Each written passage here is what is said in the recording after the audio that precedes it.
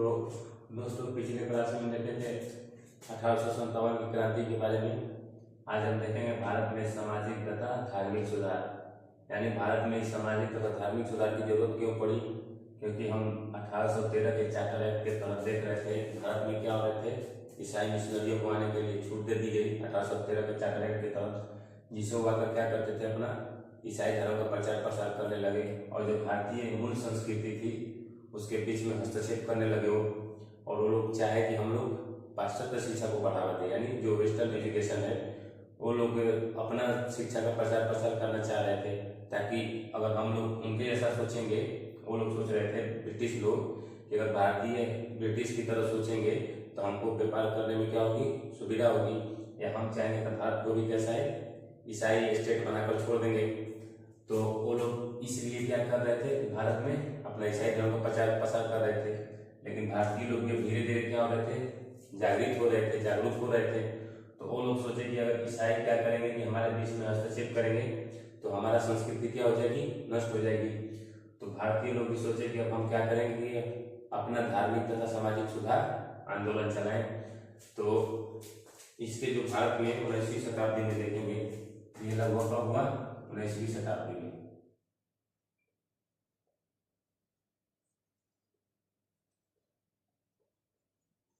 आसपास भारत में धार्मिक सुधार आंदोलन क्या हुए, प्रारंभ हुए, यानी स्टार्ट हुए।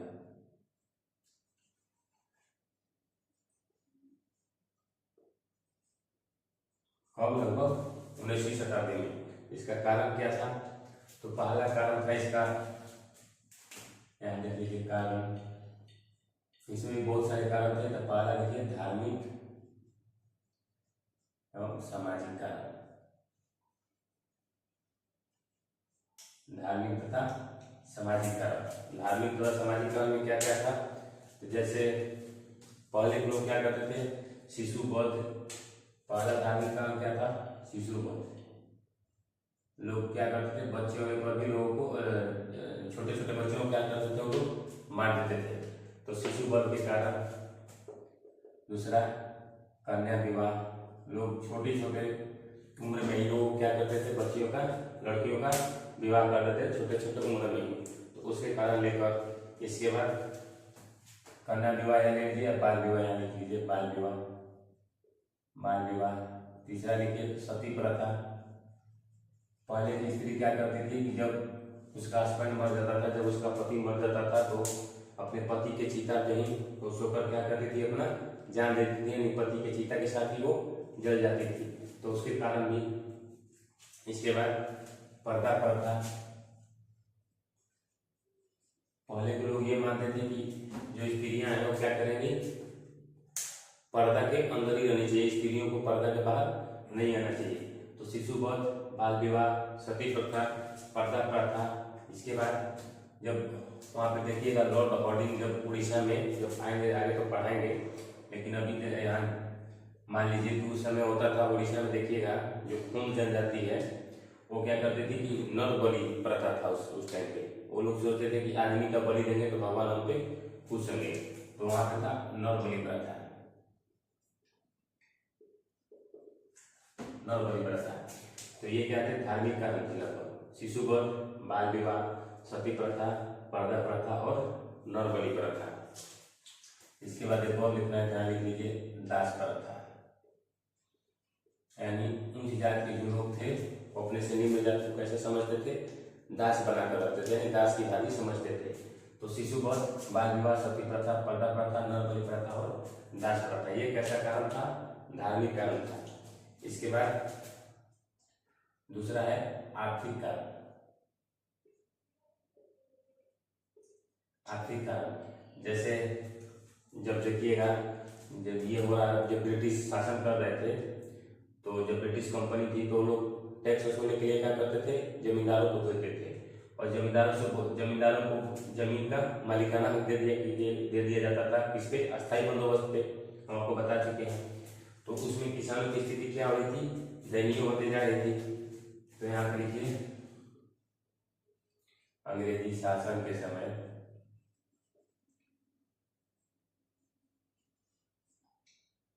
किसानों की स्थिति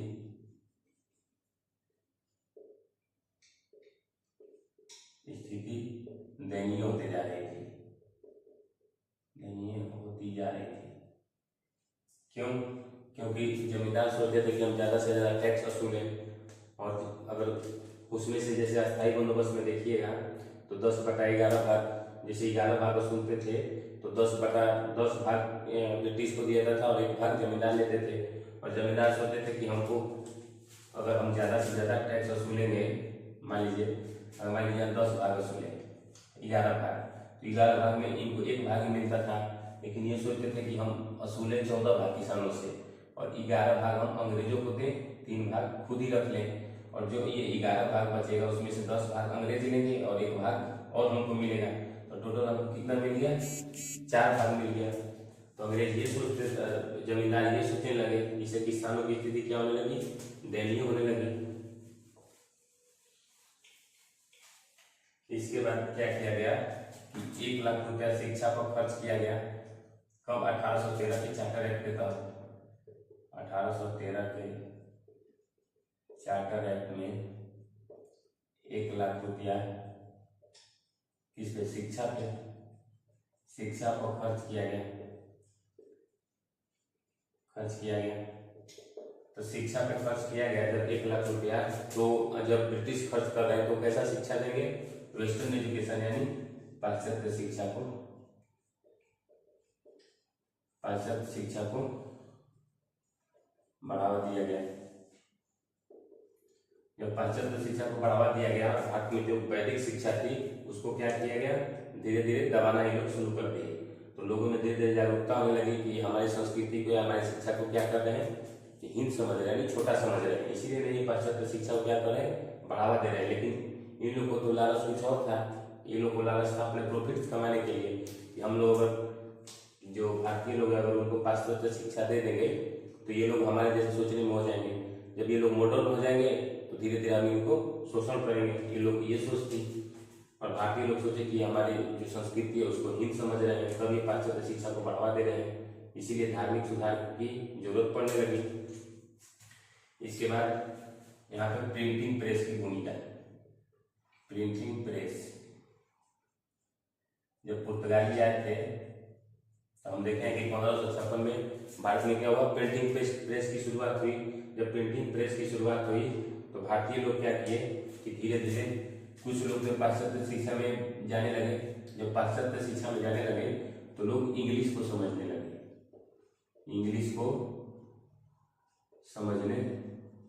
कौन? भारतीय लोग। जब भारतीय लोग इंग्लिश को समझने लगे और जो प्रिंटिंग प्रेस की शुरुआत हो गई तो जो किताबें हैं वो प्रिंट होने लगी। जो ब्रिटिश की किताबें वो प्रिंट होने लगी। लेकिन ब्रिटिश में देखिएगा कि जो ब्रिटिश जो क्रांति हुई थी यूरोप में, वो कैसी क्रांति थी?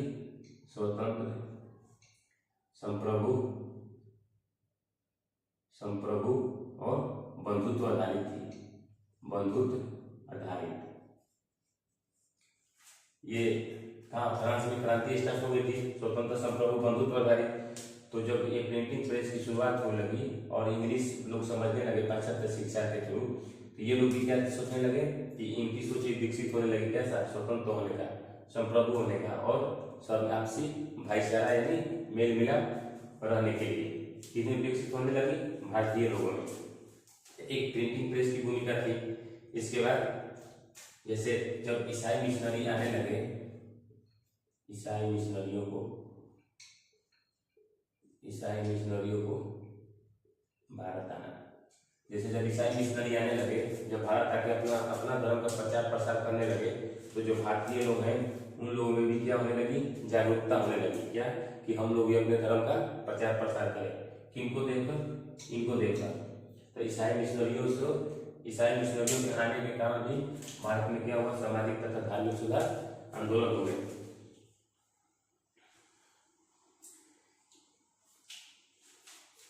इसके बाद जो ये कारण थे, धार्मिक और सामाजिक कारण, आर्थिक कारण, तो जो स्वरूप था इसका, भारतीय सामाजिक सुधार का स्वरूप कैसा था? तो ये भारतीय समाज पर आधारित, यानी भारतीय संस्कृति तथा समाज पर आधारित, यानी भारतीय संस्कृति से प्रेरित था आंदोलन, भारतीय संस्कृति से प्रेरित सुधार आंदोलन। एक कैसा होना चाहिए, ठीक है हम सुधार करेंगे लेकिन कैसा, भारतीय संस्कृति से प्रेरित होना चाहिए। इसके बाद पाश्चात्य संस्कृति से ही प्रेरित होनी चाहिए। पाश्चात्य नहीं वेस्टर्न, पाश्चात्य संस्कृति से प्रेरित, संस्कृति से प्रेरित सुधार, प्रेरित से सुधार। और ये लोग जब ईसाई मिशनरी आए भारत, तो ये लोग क्या करते थे कि जो भारतीय संस्कृति थी उसकी बुराई करते थे। तो जैसे आप किसी भी धर्म को या किसी भी जो संस्कृति है, किसी भी संस्कृति या किसी भी धर्म को आप हीन समझिएगा या छोटा करिएगा या छोटा समझिएगा या छोटा उसकी बुराई कीजिएगा, तो वो लोग क्या करेंगे कि अपना धीरे धीरे लोग भी सोचेंगे कि हमारी संस्कृति जब इतनी बुरी है तो हम अपनी संस्कृति को क्या करें और सुधारें और हम इसका प्रचार प्रसार करें। तो एक और यहाँ पॉइंट लिख लीजिए यहाँ कि मिशनरियों द्वारा या ब्रिटिश द्वारा, मिशनरियों द्वारा भारतीय संस्कृति का बुराई करना है। इसके कारण भी भारत में क्या हुआ, सामाजिक तथा धार्मिक सुधार आंदोलन हुए। तो ये था भारत में सामाजिक तथा धार्मिक सुधार आंदोलन के कारण, और ये कब हुआ था, 19वीं शताब्दी के आसपास। तो हम इसमें पहला देखते हैं ब्रह्म समाज यानी राजाराम मोहन राय के बारे में। हम इसको मिटा देते हैं।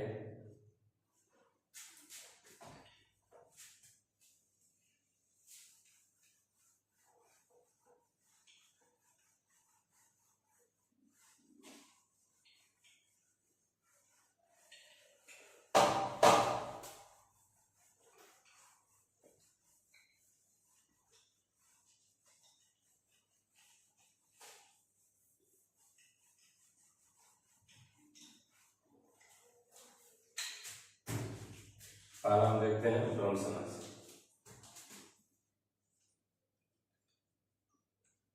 ब्रह्म समाज या राजाराम मोहन राय के बारे में। राजाराम मोहन राय के बारे में पहले इनका जन्म देखते हैं। इनका जन्म कब हुआ, 1772 में। कहाँ हुआ था, मई 1772। कहाँ हुआ, हुगली में। अभी कहाँ, वेस्ट बंगाल में। इनकी जन्म हुआ 1772 में। इनकी मृत्यु कब हुई, 1833। कहाँ हुई थी, ब्रिस्टल में। ब्रिस्टल कहाँ है, ब्रिटेन में। ब्रिस्टल आप मैच देखते होंगे तो यहाँ से वाकिफ होंगे। और इनका कब्र कहाँ है, कब्र ये भी कहाँ है, ब्रिस्टल में। ब्रिस्टल में इनका कब्र है। तो इनकी विचारधारा क्या थी, पहले हम देखते हैं कि इनका जन्म कहाँ हुआ, हुगली में। इनकी मृत्यु कहाँ हुई, ब्रिस्टल ब्रिटेन में। कब मृत्यु हुई, जब ये अकबर द्वितीय का संदेश लेकर कहाँ जा रहे थे, ब्रिटेन जा रहे थे। उस वक्त इनको मस्तिष्क ज्वर के कारण इनकी क्या हो गई, मृत्यु हो गई। कहाँ, ब्रिस्टल में। इनकी उपाधि क्या कहते हैं, उपाधि इनका नाम था श्री राम मोहन राय, यानी राजा राम मोहन। इनका नाम था सिर्फ इतना, राम मोहन राय। लेकिन इनकी राजा की उपाधि किसने दी, उपाधि राजा की किसके द्वारा, अकबर सेकेंड के द्वारा। इनकी उपाधि दी गई अकबर सेकेंड के द्वारा, किसकी, राजा की। इनको नव भारत का अग्रदूत माना जाता है। नव भारत का अग्रदूत, आधुनिक भारत का पिता, आधुनिक भारत का पिता कहा जाता है। किनको, राजाराम मोहन राय को। इसके बाद पत्रकारिता का अग्रदूत, पत्रकारिता का अग्रदूत माना जाता है। किनको, राजाराम मोहन राय को। इनके बाद युगदूत, ये किसके द्वारा बोला गया था, सुभाष चंद्र बोस के द्वारा। सुभाष चंद्र बोस के द्वारा। और ये क्वेश्चन पूछा गया है, युगदूत किसे कहा गया है, तो राजा राम मोहन राय को। इसके बाद भारत का प्रथम आधुनिक पुरुष, भारत का प्रथम आधुनिक पुरुष, भारत का प्रथम आधुनिक पुरुष किसे कहा गया है? राजा राम मोहन राय को। तो इनकी इतनी उपाधियां थी। राजा की उपाधि अकबर द्वितीय द्वारा, नव भारत का अग्रदूत, आधुनिक भारत का पिता, पत्रकारिता का अग्रदूत, युगदूत, भारत का प्रथम आधुनिक पुरुष, इतनी उपाधियां थी। इनकी विचारधारा क्या थी? विचारधारा, इनकी विचारधारा थी एकेश्वरवाद। एकेश्वरवाद यानी ईश्वर सिर्फ एक ही है। इनकी विचारधारा क्या थी? एकेश्वरवाद। ये किसका समर्थन करते थे? एकेश्वरवाद का समर्थन। इनकी विचारधारा थी कि ईश्वर एक है। इसके बाद ये विधवा विवाह, सती प्रथा का अंत, स्त्री की शिक्षा, स्त्री शिक्षा यानी स्त्री सशक्तिकरण में ये भरोसा रखते थे। इसके बाद अंतरजातीय विवाह, अंतरजातीय विवाह मानी एक कास्ट के लोग दूसरे कास्ट से शादी करें, ताकि जब एक कास्ट के लोग दूसरे कास्ट से शादी करेंगे तो उन दोनों में जो जात का भेदभाव है क्या होगा? अपने आप ही खत्म हो जाएगा, अपने आप ही मिट जाएगा। इसके बाद सर्वधर्म का समर्थन, सर्वधर्म का समर्थन करते थे, यानी सभी धर्म एक समान है। यानी सर्वधर्म का समर्थन मतलब सभी धर्म एक ही समान है, जिसको जो चाहे वो धर्म अपना माने, लेकिन सभी धर्म कैसा है? एक ही जैसा है। पहले ही उन्होंने बोल दिया था एकेश्वरवाद का उपहार, यानी एकेश्वरवाद का समर्थन, यानी ईश्वर एक ही है। इसके बाद इन्होंने विरोध किसका किसका किया? विरोध, इन्होंने विरोध किया पहला तो बाल विवाह का, सामाजिक कुरीतियों का विवाह, सामाजिक कुरीतियों का विरोध। इसके बाद सती प्रथा का विरोध किया, बोला कि सती प्रथा नहीं होना चाहिए। विधवा विवाह का विरोध, विधवा विवाह का इन्होंने समर्थन किया था। पुरोहितवाद का विरोध किया इन्होंने, पुरोहितवाद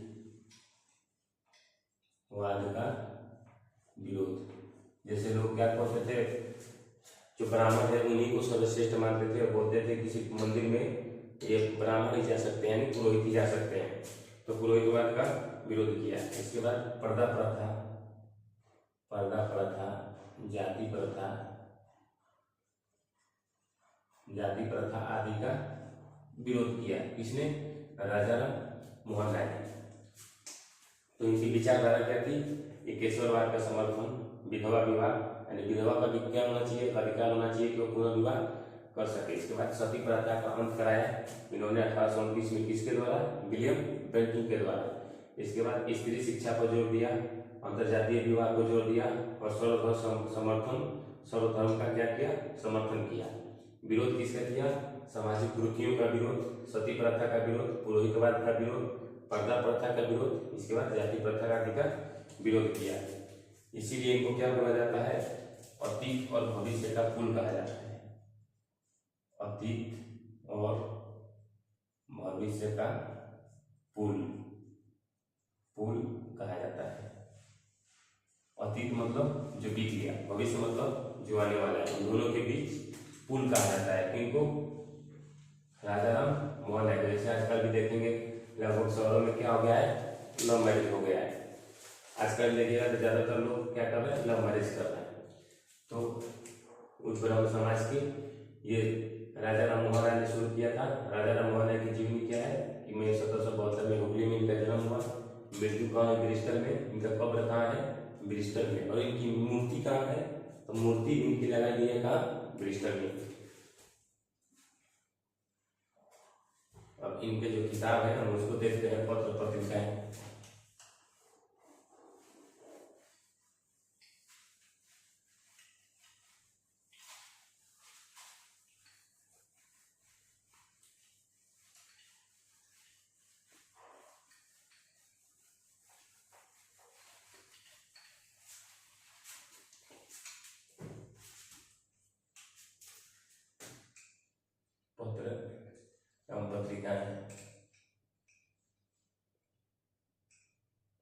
तरीका है। इन्होंने पहला लिखा 1809 में, क्या पहला फारसी किताब लिखा तोहफत अल मुहाउद्दीन,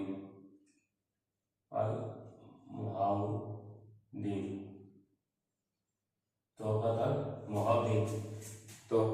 मुहाउद्दीन एक ऐसा किताब था फारसी में, ऐसा किताब फारसी में। इसका हिंदी में अनुवाद क्या है? एकेश्वरवाद का उपहार, एकेश्वरवाद का उपहार। 1809 में तोहफत अल मुहाउद्दीन इन्होंने फारसी किताब लिखी, जिसका हिंदी में अनुवाद क्या है? एकेश्वरवाद का उपहार। इसके बाद इन्होंने 1820 में precepts of Jesus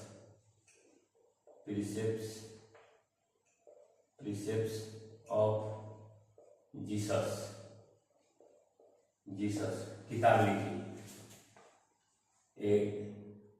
A guide peace to heaven, a guide in peace to heaven। इन किताब यह था The Guide to Peace into Heaven, The Guide to Peace and Heaven। ये इसमें लिखा इंग्लिश में, और जॉन डिग्री की मदद से यह किताब कहाँ प्रकाशित हुई? ब्रिटेन में। यह किताब ब्रिटेन में प्रकाशित हुआ। कब? 1800। जॉन डिग्री की मदद से यह किताब कहाँ प्रकाशित हुआ? ब्रिटेन में। ये किताब कब आई थी? 1820 में। इसके बाद 1820 में ब्राउनिकल मैगजीन, 1820 में ब्राउनिकल मैगजीन प्रकाशित हुई इनकी। ये भी कैसी थी? इंग्लिश में ब्राउनिकल मैगजीन। इसके बाद 1822 में संवाद कौमुदी, ये कैसी थी? बांग्ला भाषा में थी। कैसी पत्रिका थी? साप्ताहिक पत्रिका थी, यानी एक सप्ताह में एक बार आती थी। इसके बाद इन्होंने फारसी में बात निकाला मिरातुल अखबार। ये किस भाषा में थी? ये फारसी भाषा में थी। देखिए इस सब भाषा में निकाल रहे हैं, इंग्लिश में भी पत्रिका निकाल रहे हैं, ताकि जो लोग वेस्टर्न एजुकेशन से जुड़े हैं वो लोग इसको पढ़ें इंग्लिश में। बंगाल वासियों के लिए बांग्ला भाषा में मिरातुल अखबार, फारसी भाषा में, ताकि इसको सब धर्म के लोग पढ़ें। फारसी भाषा में भी, बांग्ला भाषा में भी, इंग्लिश में भी, मतलब सभी भाषा में क्या करते थे? अपना प्रकाशन करते थे। इसके बाद इन्होंने क्या किया? व्याकरण तथा उपनिषदों को इन्होंने अनुवाद कराया। कौन सी भाषा में? बांग्ला भाषा में। उपनिषदों को बांग्ला भाषा में अनुवाद कराया। किसने? राजाराम मोहन राय ने व्याकरण तथा उपनिषदों को बांग्ला भाषा में अनुवाद कराया। किसने? राजाराम मोहन राय ने। इसके बाद इन्होंने और किताब लिखी वेद मंदिर। इसके बाद इन्होंने किताब लिखी थी हिंदू उत्तराधिकार। वेद मंदिर, हिंदू उत्तराधिकार आदि किताब लिखी। किसने? राजाराम मोहन राय ने क्या किया? इन्होंने प्रकाशन किया। तो ये इनकी क्या थी? पत्र पत्रिकाएं थी। पहला क्या था? तोहफत अल मुहाउद्दीन फारसी किताब थी। इसके बाद एकेश्वरवाद का उपहार, जिसका मतलब होता है हिंदी में। फिर princess of Jesus, the guide to peace and heaven. ये किताब राजाराम मोहन राय ने कब लिखी? 1820 में। जॉन डिग्री की मदद से ये किताब कहाँ प्रकाशित हुई? ब्रिटेन में। 1820 में ब्राउनिकल मैगजीन आई। 1822 में संवाद कौमुदी, ये कैसी? बांग्ला भाषा में। इसके बाद फारसी भाषा में मिरातुल अखबार। इसके बाद व्याकरण तथा उपनिषदों को किसी में अनुवाद करा है, बांग्ला भाषा में, ताकि जो बंगालवासी हैं वो लोग इसको पढ़ें। वेद मंदिर, हिंदू उत्तराधिकार आदि का प्रकाशन किया किसने? राजा राम मोहन राय ने। इसके बाद देखते हैं कि इन्होंने कौन कौन सी संस्थाएं बनाई। अब हम इनकी संस्था के बारे में देखते हैं।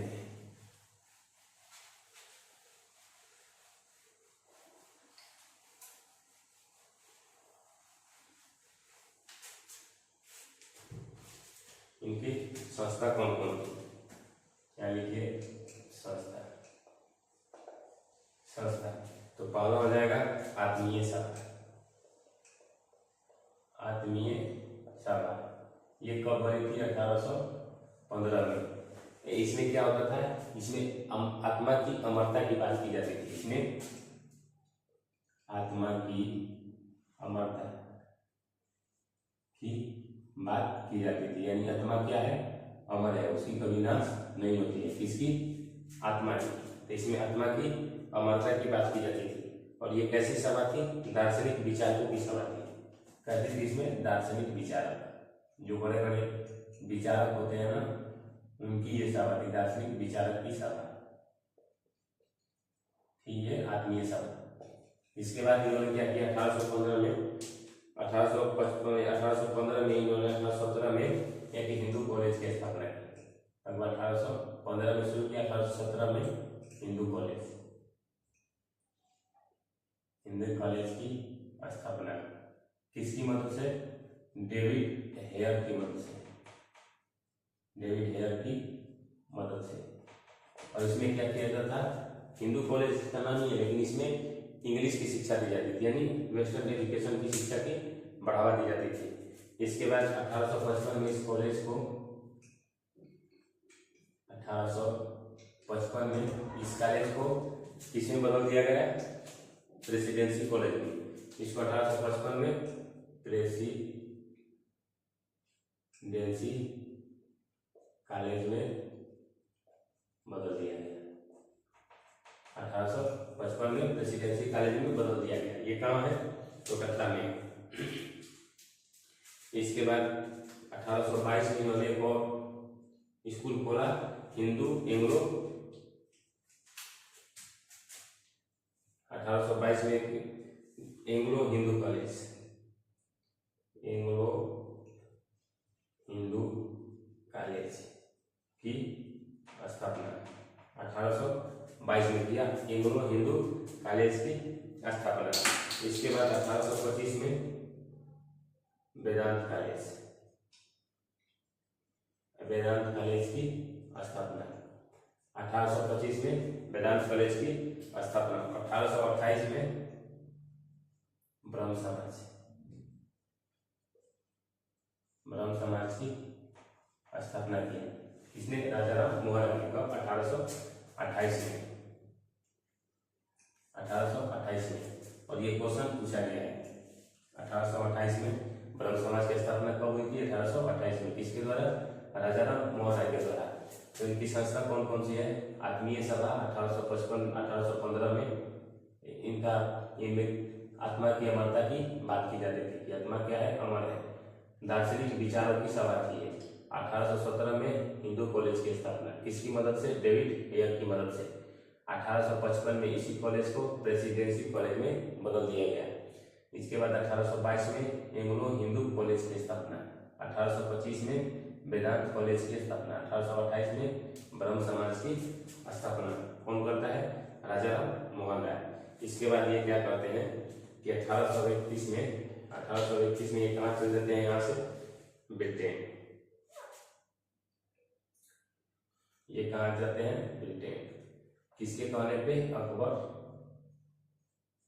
सेकेंड के कहने पर यह ब्रिटेन चले जाते हैं। कब? 1831 में। जब ये 1831 में ब्रिटेन गए तो यहीं पर 1833 में मस्तिष्क ज्वर की वजह से इनकी मृत्यु हो जाती है। इनकी? राजा राम मोहन राय की मृत्यु हो जाती है। मस्तिष्क ज्वर की वजह से इनकी मृत्यु हो जाती है। जब ये ब्रिटेन जा रहे थे तब ये ब्रह्म समाज का किसको देकर हाथ में, ब्रह्म समाज का जो संस्थापक तो ये है, लेकिन जब ये ब्रिटेन चले जाते हैं तो इन ब्रह्म समाज के संचालन किसके हाथ में दे देते हैं, तो जो ब्रह्म समाज है, यहाँ पे लिखिए, ब्रह्म समाज का संचालन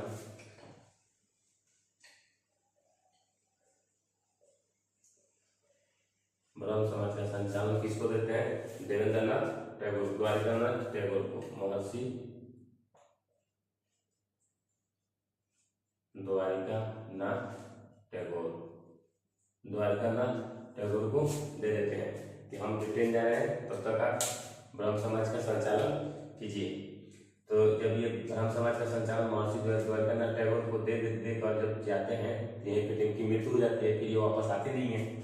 तो इसके बाद जब महर्षि द्वारकानाथ टैगोर जब बनते हैं, इनके बाद कौन आता है, देवेंद्रनाथ टैगोर, इनके बेटे हैं देवेंद्रनाथ टैगोर। इसके बाद देवेंद्रनाथ टैगोर ब्रह्म समाज का संचालन करते हैं। तो देवेंद्रनाथ टैगोर ने जब ब्रह्म समाज का संचालन किया तो उन्होंने एक सभा बनाई, जिसे होता है ना कि जो धर्म का प्रचार प्रसार करने के लिए एक सभा बनाई जाती है, तो इन्होंने एक सभा बनाई जिसका नाम था तत्वबोधिनी सभा। तत्वबोधिनी सभा इन किसने बनाया था, देवेंद्रनाथ टैगोर ने, या इसी का एक और नाम था तत्वरंजनी, इसका नाम था तत्वरंजनी सभा, तत्वरंजनी सभा, तत्वबोधिनी सभा या तत्वरंजनी सभा।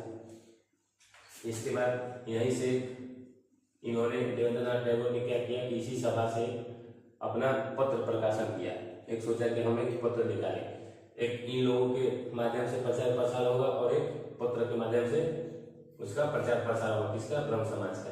तो उस पत्र का नाम लिखा तत्वबोधिनी पत्रिका, तत्वबोधिनी पत्रिका। इनका भी एक पत्रिका था। तो ये तत्वबोधिनी किसका पत्रिका है, तत्वबोधिनी सभा का, उसके नाम पे ये तत्वबोधिनी पत्रिका। इसके बाद 1857 में जब 1857 में क्रांति होती है, तो 1857 क्रांति के समय केशव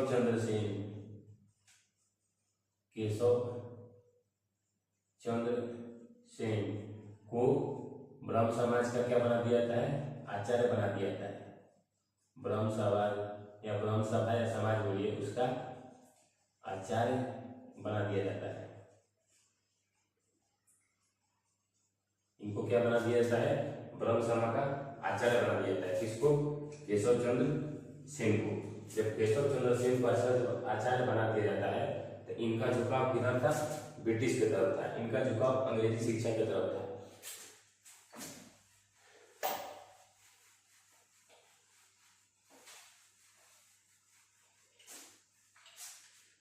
जब केशव चंद्र सेन आचार्य बनते हैं तो उन्होंने 1860 में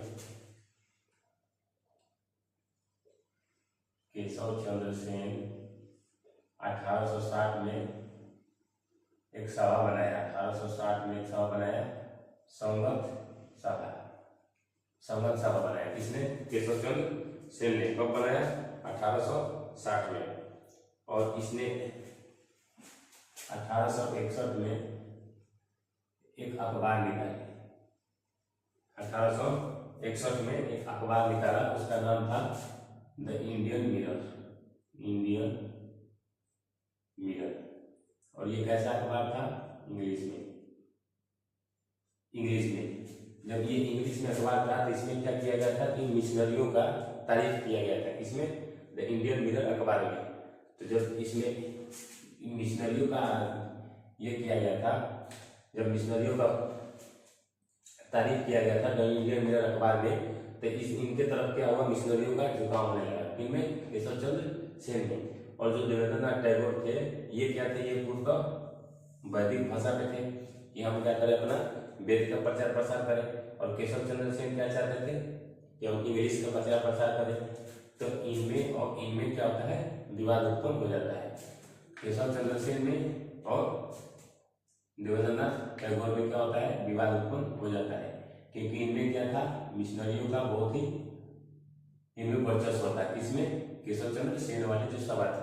तो ये ब्रह्म समाज दो भाग में टूट जाता है, जिसके कारण ब्रह्म समाज टूट जाता है। ब्रह्म समाज टूट जाता है। तो एक होता है पहला आदि ब्रह्म समाज, आदि ब्रह्म समाज। दूसरा क्या बनता है? आदि ब्रह्म समाज बना, दूसरा बना भारतीय ब्रह्म समाज, यानी भारतीय ब्रह्म समाज। तो इनके तो हो गए देवेंद्रनाथ टैगोर, और इनके हो गए केशव चंद्र सेन, जो इनके इनके जैसा जो सोचते थे विचारक वो इसमें आ गए भारतीय ब्रह्म समाज में। और जो इनके जैसा सोचते थे कि हम भारतीय संस्कृति को प्रचार प्रसार करें, यानी वेद की शिक्षा पर ज्यादा बल दें, तो आदि ब्रह्म समाज में आ गए। तो ये तो जैसे का तैसे संस्था चलती रही। ये संस्था ज्यादा देर तक नहीं रह पाई, क्योंकि इनमें अंग्रेजों का बोलबाला था, मिशनरियों का बोलबाला था। तो अंग्रेज यही चाहते थे कि हम क्या करें, फूट करें, धीरे धीरे करके हम भारतीय लोगों को क्या करें, फूट करते जाएं और उनके समाज को नष्ट करते जाएं, यानी समाज को उनको अपनी तरफ मिलाते जाएं। तो जो ये भारतीय ब्रह्म समाज था, भारतीय ब्रह्म समाज, जो भारतीय ब्रह्म समाज था उसके अध्यक्ष कौन बन गए? एक तरह से बोलिए तो केशव चंद्र सेन, और आदि ब्रह्म समाज का देवेंद्रनाथ टैगोर। इसके बाद क्या हुआ कि 1870 में केशव चंद्र सेन ने इंडियन रिफॉर्म एसोसिएशन बनाया। किसने बनाया? केशव चंद्र सेन ने इंडियन रिफॉर्म एसोसिएशन। किसने बनाया? केशव चंद्र सेन ने। और 1872 में इंडियन मैरिज एक्ट पास किया। 1872 में इंडियन मैरिज एक्ट पास किया, जिसमें स्त्री और पुरुषों के लिए विवाह की, स्त्री तथा पुरुषों के लिए विवाह का उम्र निर्धारित किया गया,